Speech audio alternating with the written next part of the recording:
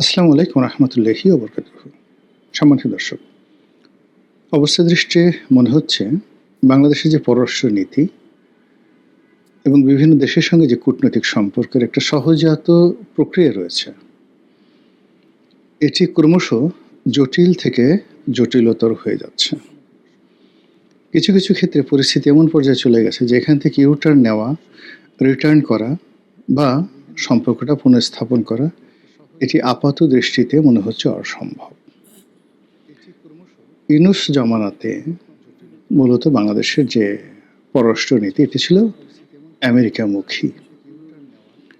যারা ক্ষমতায় ছিলেন ধরে নেওয়া হতো তারা সবাই আমেরিকার দোসর, আমেরিকার দালাল, আমেরিকার পোষ্য এবং আমেরিকা অন্তত 20, 30, 25 মানে গত 30 বছর থেকে শুরু করে 3 বছর বা 2 বছর ধরে কন্টিনিউয়াসলি যাদেরকে লালন করেছে, পালন করেছে, বর্ধন করেছে, পরিচর্যা করেছে, তাদেরকে ইউনূস সাহেবের মাধ্যমে রাষ্ট্রীয় বিভিন্ন পদ পদবিতে তারা বসিয়েছিল।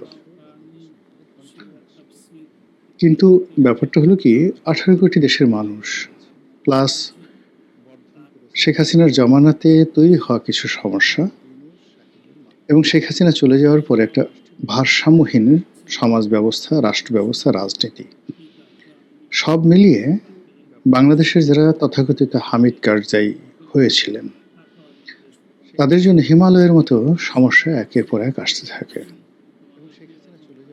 অল্প কয়েকটি ক্ষেত্রে, যেমন ধরুন দ্রব্যমূল্য, মূল্যস্ফীতি, ব্যাংকিং সেক্টর, এই জিনিসগুলোতে মোটামুটি সরকার সফল হয়েছিল। কিন্তু এই অল্প সময়ের মধ্যে অর্থাৎ 18 মাসের মধ্যে সরকার পরিচালনা করতে গিয়ে, ভর্তুকি দিয়ে, দুর্নীতি করতে গিয়ে, তারপর সরকার পরিচালনার যে ব্যয়, সেই ব্যয় বাড়াতে গিয়ে তারা প্রায় $10 বিলিয়ন বৈদেশিক সাহায্য গ্রহণ করেছে। বাংলাদেশি টাকায় কম করে হলে ধরুন 1,30,000 কোটি টাকা। একই সময় মুদ্রা ছাপিয়েছে কত হাজার কোটি টাকা আমরা বলতে পারবো না, তবে ইসলামী ব্যাংকগুলোকে, কেবলমাত্র ইসলামী ব্যাংকগুলোকে তারা সাবসিডিজ দিয়েছে প্রায় 30,000 কোটি টাকা। তো 1,30,000 কোটি টাকা বিদেশ থেকে এনেছে, আর ইসলামী ব্যাংকগুলোকে দিয়েছে 30,000 কোটি টাকা সাবসিডিজ, টাকা ছাপিয়ে। আর নিজেরা কত হাজার কোটি টাকা ছাপিয়েছে এটা বলা যাচ্ছে না, ধরুন আরও প্রায় 30,000 কোটি টাকা তারা ছাপিয়েছে। এর বাইরে ব্যাংকিং ব্যবস্থা থেকে বৈধ চ্যানেলে তারা যে ঋণ নিয়েছে, সব মিলিয়ে 18 মাসে প্রায় 3 লক্ষ কোটি টাকা বৈদেশিক ঋণ, স্থানীয় ঋণ এবং তার সঙ্গে সঙ্গে মুদ্রা ছাপানো, এই লায়াবিলিটিস ইউনূস সরকার তৈরি করেছে। ফলে কি হলো, এই বিপুল পরিমাণ ভর্তুকি দিয়ে তারা ডিজেল এনেছে, বকেয়া পরিশোধ করেছে, কর্মচারীদের বেতন দিয়েছে, সব কিছু করেছে খুব স্বল্পকালীন সময়। অনেকটা আইসিইউতে একটি রাষ্ট্র বাঁচিয়ে রাখার মতো ঘটনা তারা করেছে।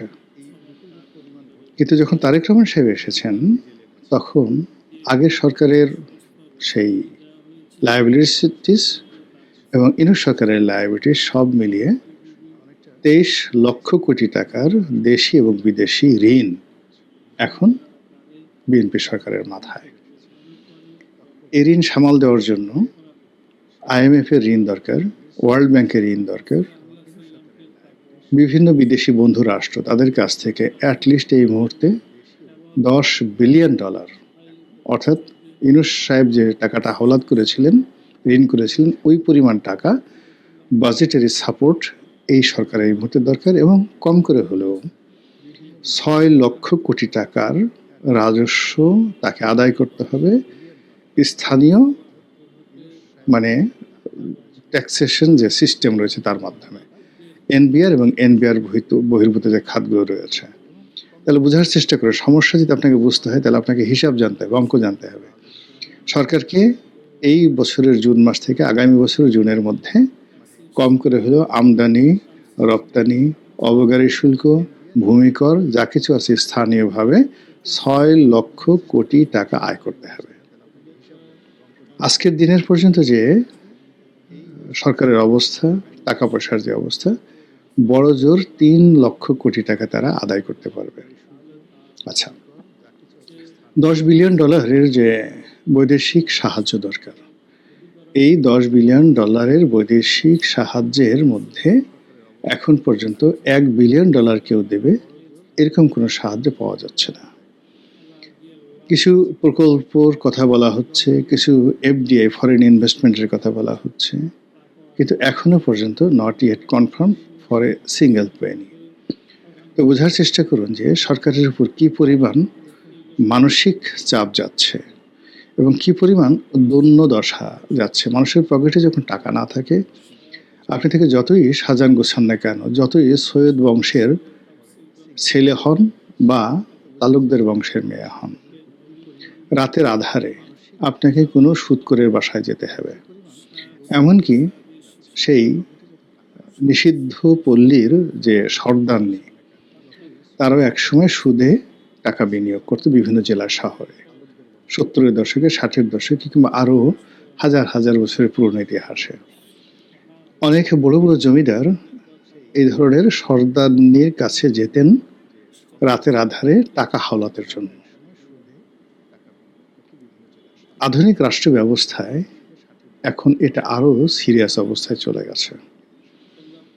তো এখন এই সরকার এই অর্থনৈতিক সমস্যাগুলো আমরা যেটা দিব্য দৃষ্টিতে দিনের আলোকে একেবারে সহজ সরল, I am not a technical person nor a financial expert or analyst, কিন্তু আমি একজন সাধারণ মানুষ হিসেবে এই সমস্যাগুলো বুঝতে পারি। তো কাজেই যারা ফাইন্যান্সিয়াল অ্যানালিস্ট রয়েছেন, চার্টার্ড অ্যাকাউন্টেন্ট রয়েছেন, রাষ্ট্রের অর্থনীতিবিদ রয়েছেন, তারা এই জিনিসগুলো টু দি পয়েন্টে বুঝতে পারছেন। আমাদের দেশের একটা সামাজিক ব্যবস্থা হলো যে গরিবের পাশে কেউ থাকে না এবং বিগত যৌবনার দিকে কেউ ফিরে তাকায় না। যৌবনকালে অসাধারণ সুন্দরী ছিলেন, কিন্তু বুড়ো হয়ে গেছেন বা 60 বছর হয়ে গেছে, চামড়ায় ভাঁজ এসে গেছে, সেই রমণের দিকে কেউ তাকায় না। বাংলাদেশে একজন খুব বিখ্যাত অভিনেত্রী, মানে 80-র দশকে বলতে গেলে সবার ক্রাশ ছিলেন। চলচ্চিত্র জগতে এরকম কোনো সুন্দরী আর খুব কম ছিলেন। She was really pretty in all respect.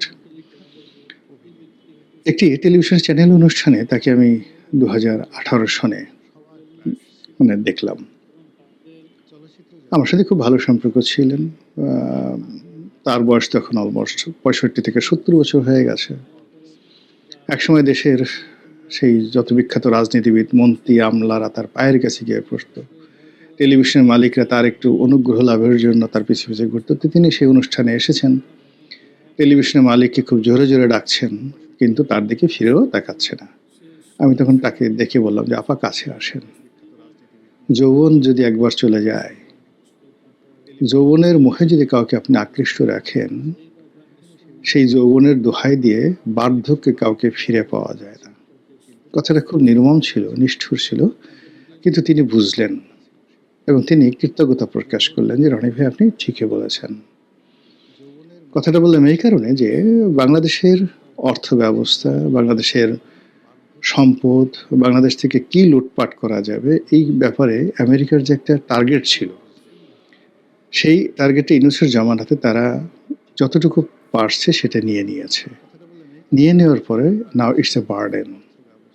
সেই বার্ডেনদেরকে তারা ছেড়ে দিয়েছে। ছেড়ে দেওয়ার ফলে সেই ডিপ স্টেটের যারা লোকজন তছনছ হয়ে গেছে এবং বিনিময়ে নতুন একটা সরকার আমরা পেয়েছি। এই সরকারের মধ্যে ডিপ স্টেটের কয়েকজন আছে।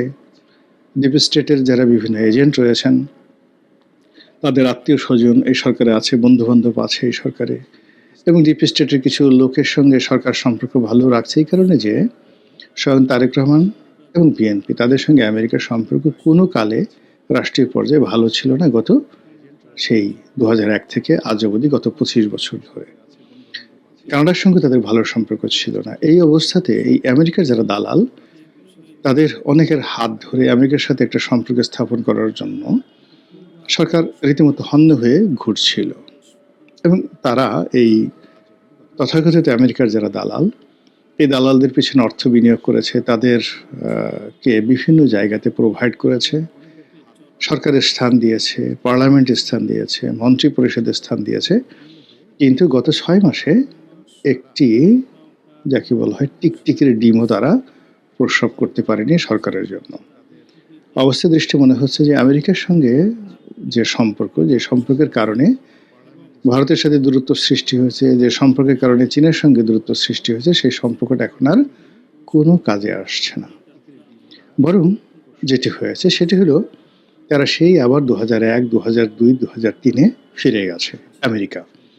ফিরে গিয়ে তারা যে কাজটি করছে সেটি হলো শেখ হাসিনা জমানার শেষ দিকে যেভাবে বাংলাদেশের বিষয় সরাসরি হ্যান্ডেল করার জন্য আমেরিকার central command, Pacific command, Indo Pacific command এবং বে অফ বেঙ্গল নামে তারা যে নতুন প্রকল্প চালু করেছে, এই প্রকল্পে তারা যেভাবে সরাসরি বাংলাদেশের বিষয়টি হ্যান্ডেল করতে চেয়েছিল সেই জায়গা থেকে তারা ফিরে গেছে। মধ্যপ্রাচ্যের সমস্যা, ইউক্রেনের সমস্যা এবং নিজ দেশে ডোনাল্ড ট্রাম্পের যে সমস্যা, সেই সমস্যার কারণে বাংলাদেশে নতুন করে ফ্রন্ট খোলা বা এই মুহূর্তে বার্মা একটাকে এগিয়ে নিয়ে যাওয়া, এটা আসলে আমেরিকার ইকোনমি, আমেরিকার মিলিটারি পলিসি এবং আমেরিকার যে ডিপ্লোম্যাটিক কোর রয়েছে, সেই ডিপ্লোম্যাটিক কোরের যে এনার্জি, সেই ফুয়েল সিস্টেমটা এখন আর কাজ করছে না। ফলে তারা এখানে তাদের পুরনো মিত্র মোসাদ মানে ইসরায়েল, তাদের পুরনো মিত্র ভারত মানে দিল্লি মানে তাদের উপর আবার নতুন করে নির্ভর করা শুরু করেছে। এবং এর প্রেক্ষিতে ডোনাল্ড ট্রাম্পের ঘনিষ্ঠ বন্ধু মিস্টার সার্জিও গোর সম্প্রতি বাংলাদেশ সফর করেছেন, তারপর সেখানে ফিরে গেছেন। তিনি বাংলাদেশে এসে একেবারে সমস্ত কূটনৈতিক রীতি ভঙ্গ করে বাংলাদেশে নিযুক্ত রাষ্ট্রদূত মিস্টার দীনেশ ত্রিবেদী, ভারতের রাষ্ট্রদূত, তার সঙ্গে দেখা করেছেন। আবার দীনেশ ত্রিবেদী এবং সার্জিও গোর কন্টেম্পোরারি প্রায় একই সময়ে তারা দিল্লি সফর করেছেন এবং সেখানে নরেন্দ্র মোদীর সঙ্গে এই বিষয়টা নিয়ে খোলামেলা আলাপ আলোচনা হয়েছে। এবং সেই আলোচনার প্রেক্ষিতে জনাব তারেক রহমান সাহেবের ভারতে যাওয়ার একটা আলাপ আলোচনা চলছিল, যেটা এখনো বন্ধ হয়নি। আজকে আমি ১৮ তারিখে ভিডিওটি করছি।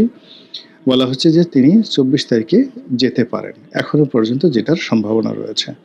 এক পক্ষ চাচ্ছে তারেক রহমান সাহেব না যাক, আর এক পক্ষ চাচ্ছে তারেক রহমান সাহেব যাক।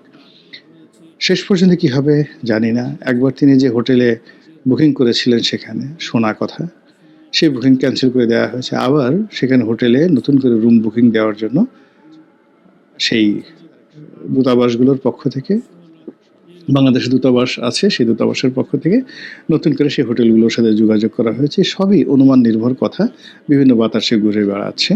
এবং এদিকে দিল্লির যারা দাদাবাবু রয়েছেন, তারপর কলকাতার দাদাবাবু রয়েছেন, তারা তো তারেক রহমান সাহেবকে, বিএনপিকে গালাগাল করে একেবারে মানে রীতিমতো যা মুখে আসে তাই বলছে। কাঁচামরিচ দেবো না, তারপর ডাল দেবো না, এরপর আমরা যদি ডিজেল না দেই, বন্ধ করে দিই, খাবে কি, চলবে কি, ইত্যাদি ইত্যাদি। এত বড় সাহস, ভারতকে অপমান করো, নানা রকম কথাবার্তা তারা কিন্তু বলে যাচ্ছেন, উত্তেজিত হয়ে যাচ্ছেন। এখন ঘটনা হলো কি, মানে এই যে ভারতে তো আমাদের যেতেই হবে টুডে অর টুমরো, ভারতের সাথে সম্পর্ক আমাদের রাখতেই হবে টুডে অর টুমরো, যে কোনো ফর্মে, রাষ্ট্রীয়ভাবে।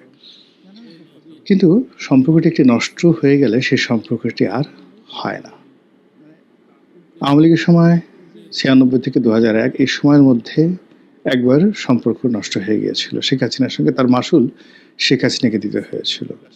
আবার ২০০১ থেকে ২০০৬ পর্যন্ত বিএনপির সঙ্গে, বিএনপিকেই আসলে আওয়ামী লীগের পরিবর্তে ভারত ক্ষমতা এনেছিল। কিন্তু ঠিক এইবার তারেক রহমান সাহেব যে কাজগুলো করছেন বা তার সরকার যে কাজগুলো করছেন, হুবহু ঠিক সেম ভুলটি ২০০১ সনেও বিএনপি করেছিল। ফলে কি হলো, ওই সময়টাতে ভারত বিরোধী যে চক্রটি, তারপরে বিভিন্ন জঙ্গিবাদ, তারপরে ভারতীয় যে বিচ্ছিন্নতাবাদী গ্রুপ, তাদেরকে বাংলাদেশে প্রমোট করা, এই জিনিসগুলো এমন একটা পর্যায়ে চলে আসছিল যে বিএনপি সম্পর্কে ভারত ধৈর্য হারিয়ে ফেলেছিল, বিশ্বাস হারিয়ে ফেলেছিল।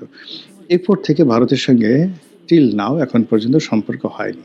শেখ হাসিনার পতনের পরে পলিটিক্যাল কারণে, রাজনৈতিক কারণে, গণতান্ত্রিক বোধ বুদ্ধির কারণে ভারত এগিয়ে এসেছিল বিএনপির সঙ্গে সম্পর্ক রক্ষা করার জন্য, চালু করার জন্য, কিন্তু সেটা বিএনপি স্মার্টলি ইলেকট্রনিক্যালি সেটা হ্যান্ডেল করতে পারেনি। আর এখন যে ঘটনাটা ঘটছে, মানে দর কষাকষি হচ্ছে, কিভাবে যাব, এটা দিতে হবে, ওটা দিতে হবে। আসলে এইভাবে দর কষাকষি করে আসলে কখনো সম্পর্ক হয় না। ফলে এখন তারেক রহমান সাহেব গেলেও কি হবে, না গেলেও কি হবে, এটা আমরা এখন বলতে পারছি না। বরং যেটি হচ্ছে যে এখন উনি যদি যানও, 24 তারিখে যান, যে সম্মান তিনি বেজিংয়ে পেয়েছেন, যে সম্মান তিনি দিল্লিতে পেয়েছেন, সরি কুয়ালালামপুরে পেয়েছেন, এই সম্মান দিল্লিতে প্রশ্নই আসে না। বরং সেখানে গেলে এমন কিছু অপ্রীতিকর ঘটনা, এমন কিছু দৃষ্টিকটু ঘটনার আশঙ্কা আমরা করছি। সেই ঘটনা ঘটার পর তারেক রহমান সাহেব যদি বাংলাদেশে আসেন, আসার পর তার যারা প্রতিপক্ষ তারা এমনভাবে বগল বাজাবেন, এমনভাবে নেতিবাচক কথাবার্তা বলবেন, সেটি বিএনপির জন্য একটা বিরাট দায় সৃষ্টি হবে। তো কাজেই এই যে আমেরিকার নির্ভর করা, চীনের নির্ভর করা, ভারতের নির্ভর করা, এই নির্ভরশীল রাজনীতি যে কোনো একটি রাজনৈতিক দলের জন্য একটা বুমেরাং। যতটা সম্ভব নিজ দেশের জনগণ এবং নিজের কর্মের প্রতি বিশ্বাস এবং আস্থা রেখে নিজস্ব যোগ্যতা অনুযায়ী যখন একটি দল বা ব্যক্তি কাজ করতে পারে, তাহলে তার সীমিত পরিসরে সীমিত অর্থ দিয়েও একটি রাষ্ট্র সারা দুনিয়াকে তাক লাগিয়ে দিতে পারে। এই মুহূর্তে পৃথিবীতে অন্তত পক্ষে 50টি রাষ্ট্র রয়েছে, যেই 50টি রাষ্ট্র ইউরোপ এবং আমেরিকাকে, আঞ্চলিক শক্তিগুলোকে চ্যালেঞ্জ জানিয়ে তারা কিন্তু সগর্বে মাথা উঁচু করে দাঁড়িয়ে আছে। আমরা যদি সেই যোগ্যতা অর্জন করতে পারি, আমরাও সবার সাথে সুসম্পর্ক রেখে, মর্যাদাপূর্ণ সম্পর্ক রেখে হয়তো সেখানে যেতে পারবো। কিন্তু এখন দিল্লি এবং আমেরিকার যে চক্রের মধ্যে আমরা পড়ে গেছি, এই চক্র থেকে বের হওয়া, এই চক্রের মধ্যে টিকে থাকাই, তাই হলো এখন আমাদের জন্য সবচেয়ে বড় জিহাদ বা জিহাদে কুল্লিয়া। আল্লাহ আমাদের সবাইকে হেদায়েত দান করুন এবং হেফাজত করুন। আসসালামু আলাইকুম ওয়া রাহমাতুল্লাহি ওয়া বারাকাতুহু।